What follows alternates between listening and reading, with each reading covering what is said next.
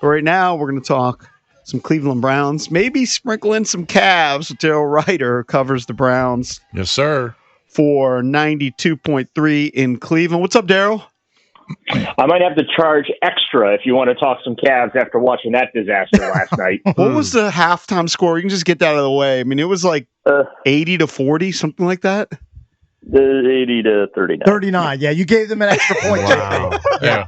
Wow. That's just brutal. They could have doubled their score in the third quarter and still be losing in the game. Yeah, it was that I've seen a lot of ugly games in all three sports over my years here in Cleveland. Last night that was an all-timer for the Cavaliers, so congratulations to them. Are you gonna personally bring some ice to Donovan Mitchell's ankle? Because if that doesn't get better, help him out? No, but they better call Mr. Miyagi because their season is potentially going to be over tomorrow night, and there's going to have to be some tough conversations about the future of this team. They built a real nice regular season team, but this would be the third straight year that they basically get punked and dominated in an elimination playoff series. The Knicks did it to them 3 years ago, which started off that soft narrative, beat them in 5 games. Last year against Boston, they didn't have Jared Allen.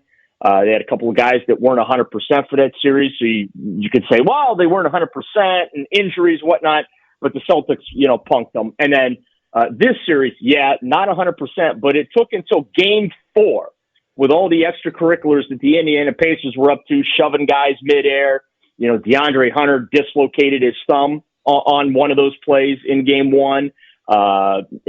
Evan Mobley suffered an ankle injury in game 1. Kenny Atkinson, the head coach, was furious about that, felt that the Pacers had crossed the line, didn't want to criticize the officiating, didn't want to call the Pacers dirty, but there have been a lot of extracurriculars, and Hunter got punched in the gut, and he finally, reacted with that shove that probably should have gotten him thrown out of that game. But yeah, this team does not react well or respond well to physical play, and that is a major, major problem if you want to consider yourself to be an NBA championship contender. Well, do you feel like they would be leading the series if they had Mobley, Garland, and Hunter healthy from the start?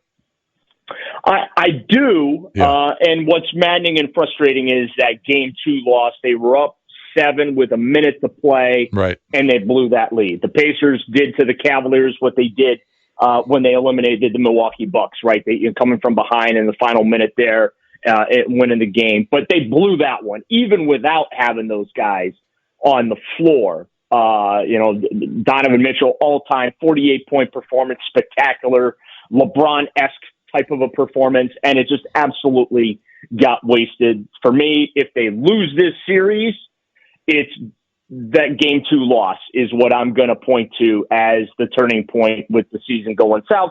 Sure, didn't help that, Evan Mobley got hurt and DeAndre Hunter got hurt and Darius Garland had been hurt and now Donovan Mitchell's hurt. Yes, you can point to injuries. The bottom line is they don't match the physical intensity of their opponents in the postseason. That's been the narrative or the rub on them for 3 years now, and they're doing nothing to dispel that notion.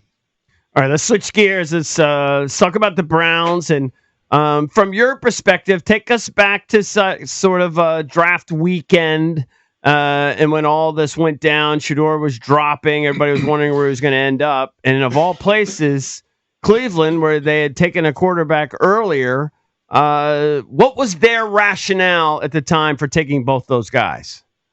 Why not? They don't have a franchise quarterback. Why not? Just keep swinging? Yeah. Keep swinging. Yep.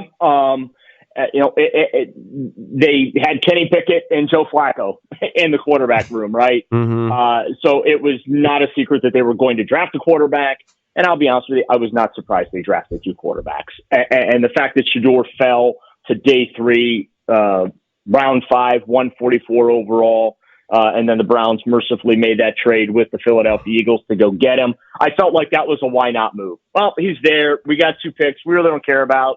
Why not? Let's just go get the kid and see if there's a little something there. What I didn't get was them drafting Dylan Gabriel at the time. That was a puzzling move. That was one of 4 what just happened moments that happened in the draft. The first was when they traded out and gave up Travis Hunter to slide back and draft Mason Graham 5th overall, which, by the way, loved the pick. The second was when they went with a linebacker right out of the gate, 33rd overall.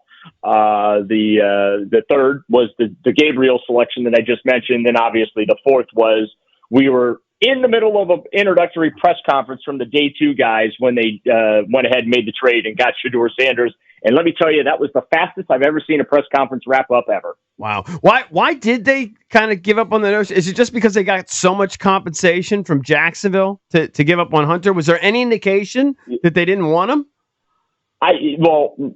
I think they got the offer they couldn't refuse. They got they got Jacksonville's first round pick next year, and we're going to basically spend up here in Cleveland the entire season rooting against the Jaguars, so that pick is even better, right? I mean, I can't criticize them for doing something that I said coming off of the season that they had, right? That saw them win just 3 games.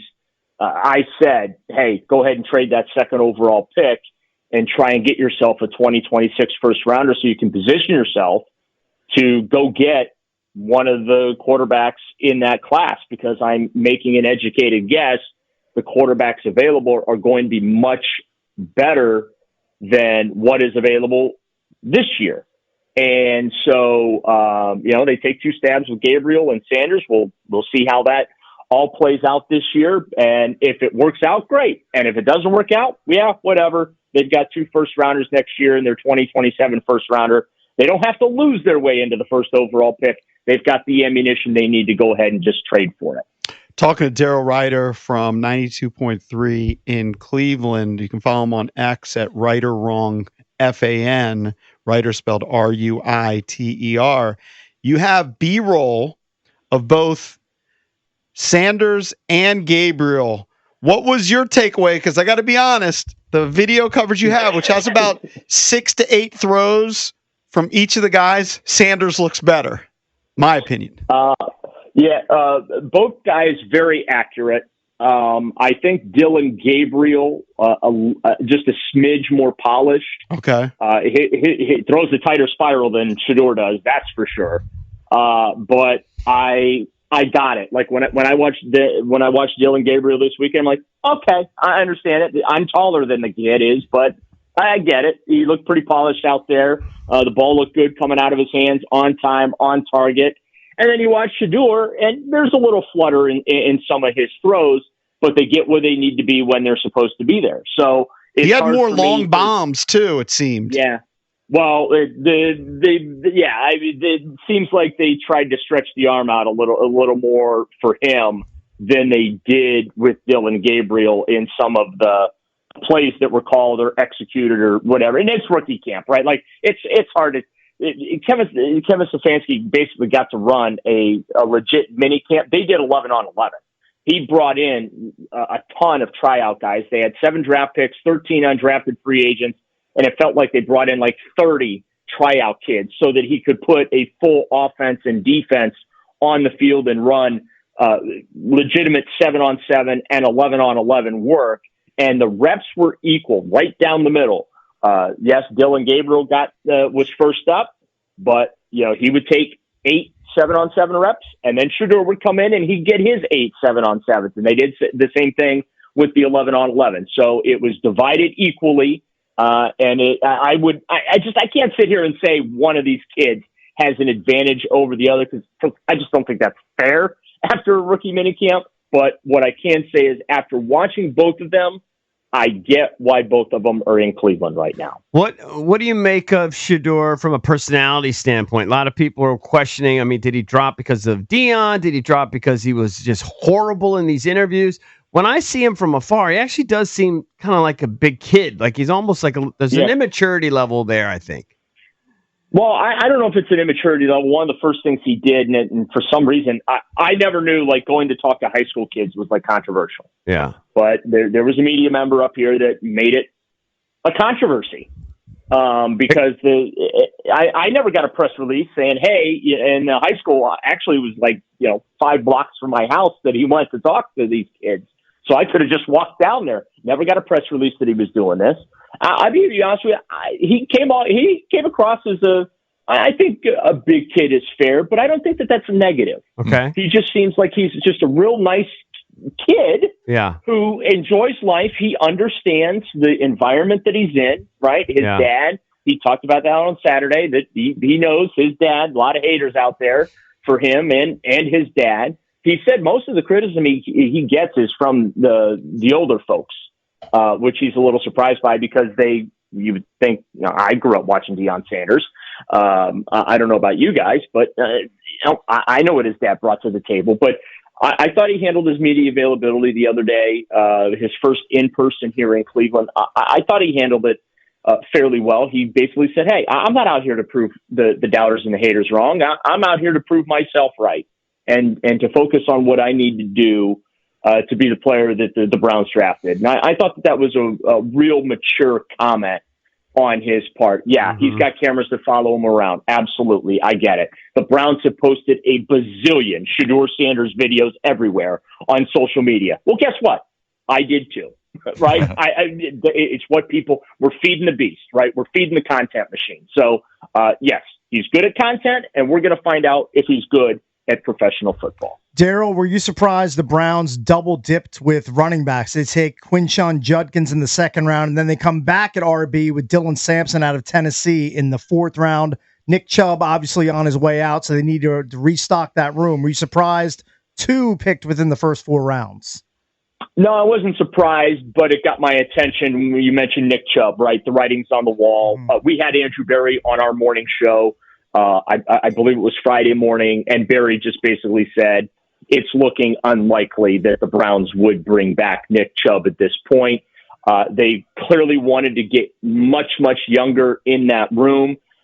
Let's be honest about it. Running back is outside of Saquon Barkley. I'll set that aside because he got a real nice contract with the Philadelphia Eagles, but a lot of teams in the National Football League these days, they like using running backs, but they don't like paying running backs. And also Chubb's coming off 2 knee injuries and a foot injury. His second knee injury, I should say, and then a foot injury. So I get the moving on. It's hard to do that when you have a fan favorite. Fans here in Cleveland are not happy that the Browns are, at least right now, not bringing Nick Chubb back. But they're going young with Sampson and Junkins, and I watched both of those guys this weekend. And again, watch them. I get it. They look good running through bags. They look good going through the drills and whatnot. But we'll see what happens when they put the pads on, because I've seen a lot of guys that look good in shorts and shirts and a helmet running through pads. So, Daryl, what's your last question? What's your prediction? Just your prediction as a fan and as a media member, following this team. What's your prediction? Which quarterback currently on the roster will start the most games? I'm going to say Kenny Pickett. Oh, okay. Yeah, I mean, they got him for nothing from Philadelphia. They got a look at him firsthand, played against him as a member of the Pittsburgh Steelers. And again, I'm in the why not. There's no expectation that the Browns going to be any good this year. They're not a contender. They're not going to make the playoffs. So you got to see what you have, right? So throw him out there. He's going into his 4th year. You didn't pick up the 5th year of the contract, the option there. See what he's got. Give him a runway of games. If you like what you see, you stick with it. And if you don't like what you see, well, Dylan Gabriel, come on down. And then if you don't like what you see from him, Shedeur Sanders, come on down. And basically, I think they need to use the upcoming season while legitimately trying to win games. I don't think they'll win many, but they'll try. You can get a look at each one of these quarterbacks, get them a sample size of games, and then you can make an informed decision about what you like, don't like heading into the 2026 NFL draft. Do they keep all 4 on the active roster? Is that what they'll do? No, I 2 weeks ago, I was trying to talk myself into some way that they could keep all 4 guys. Yeah. You're not getting Shedeur Sanders through the waiver wire. Let's be honest about it, right? So he has to make the team. And I'm sitting there thinking, well, could they cut Dylan Gabriel and slide him through the waiver wire and put him on the practice squad? And that's how you would keep all 4 guys. And I'll be honest with you, I'm not sold that is realistic at this point too. So for me, I think that the logical thing, and thank you, Derek Carr, retiring from the New Orleans Saints over the weekend, is maybe you trade Joe Flacco at some point. Not now, but at some point, maybe during training camp, maybe at the cut down deadline at the end of August or something. I just don't think it makes sense, right? If you're trying to find out what you have in some of these young guys, I don't know necessarily it makes sense to keep Joe Flacco, even though he's beloved by fans for the work he did at the end of the 2023 season, coming off the couch and helping getting them to the playoffs. Daryl, good stuff. It's Good Daryl stuff, Ruiter from The Fan in Cleveland. Thanks, pal. My pleasure. Thanks for having me, guys. Yep. All Thanks, right, man. thank you, buddy. Coming up next, your chance to win Metallica tickets. You can call in now at 800-636-1067. We'll play Who Said That next here on the Junkies.